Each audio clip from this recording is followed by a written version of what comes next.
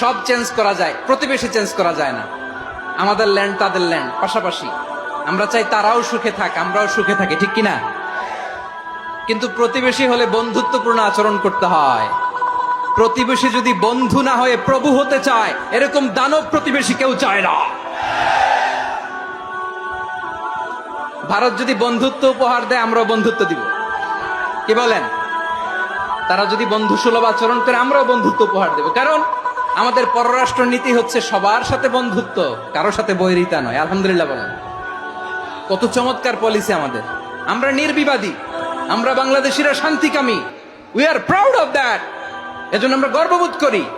আমাদের পররাষ্ট্র নীতি সবার সাথে বন্ধুত্ব, কারোর সাথে শত্রুতা নয়। তাই প্রতিবেশী দেশকে বলবো, আমার ভাইয়েরা, আপনারাও আমাদের ভাই, বন্ধুত্ব দিলে বন্ধুত্ব পাবেন। বন্ধুত্ব ইজ ওয়েলকাম, দাদাগিরি নয়। বন্ধুত্ব ওয়েলকাম, দাদাগিরি নয়। Loud and clear. ভারত যদি বন্ধুত্ব দেখায়, বন্ধুত্ব পাবে। কিন্তু ভারত যদি বাংলাদেশে আধিপত্যবাদ বিস্তার করতে চায়,